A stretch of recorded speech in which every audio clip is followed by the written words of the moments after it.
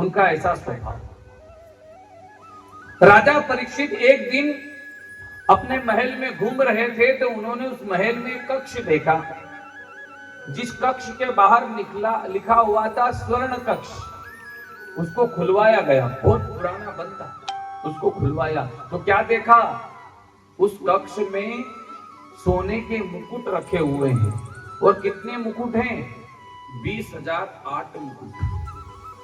ये मुकुट कहां से आए थे? भागवत कथा कहती पांडवों ने 20,008 राजाओं पर विजय प्राप्त करी थी और उनका राज्य अपना राज्य बनाया था।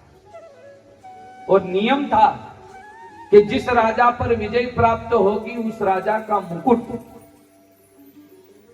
लेकर आना। तो 20,008 राजाओं को हरा कर उनका राज्य लिया था उन्होंने, तो 20,008 मुकुट रखे हुए थे।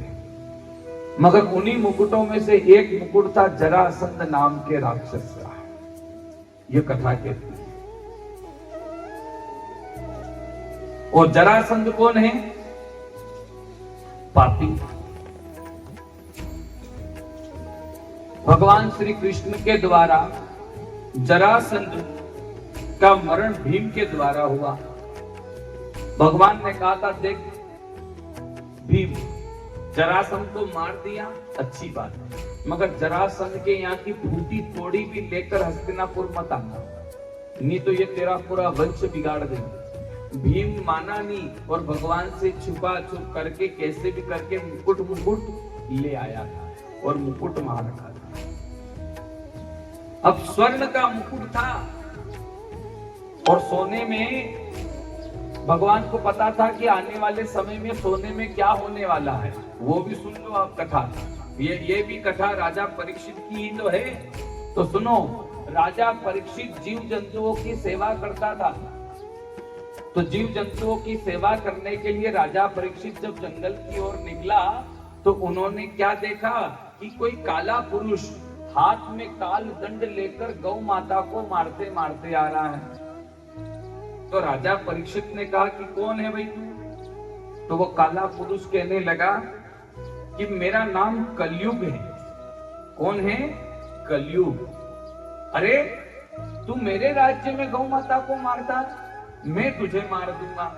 कलयुग ने कहा महाराज नहीं मार पाओगे। कि क्यों?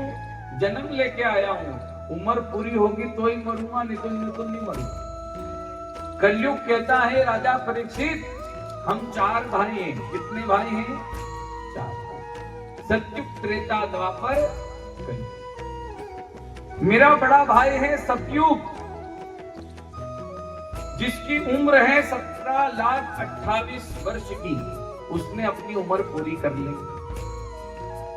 दूसरा भाई है त्रेता, जिसकी उम्र है 12,96,000 वर्ष की।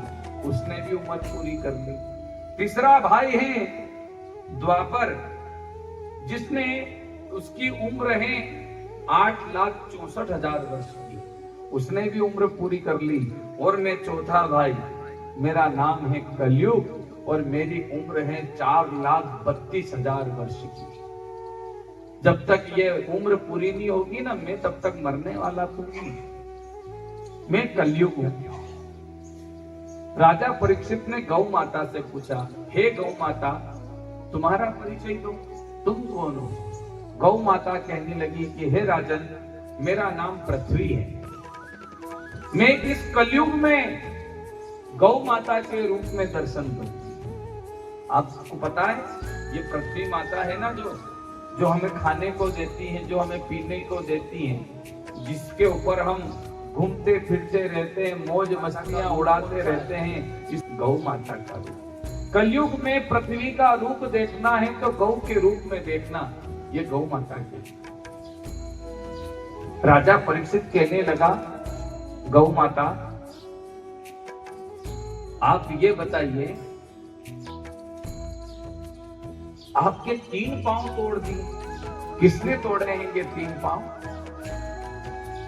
तो कहा कि ये 3 पांव इस कलयुग में तोड़े हैं। मेरे 4 पांव थे और चारों में से 3 पांव कलयुग में आते ही तोड़ दिए।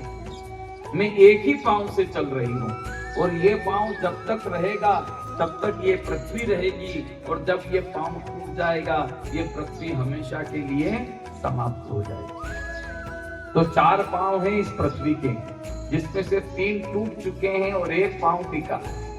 तो बताओ क्या क्या टूटा? पहला पांव टूटा। क्या नाम है पहले पांव का? सत्य। सत्य मर चुका है, इस संसार में अब सत्य नहीं बचा, सत्य समाप्त हो गया। दूसरा दया, दया समाप्त हो गई, अब दया नहीं आती किसी को। पहले दया आती थी लोगों को, हैं, और ऐसी दया आती थी कि लोग भूखे मरते थे, मगर धीरे धीरे इस कलयुग ने ऐसी छाया डालता जा रहा है कि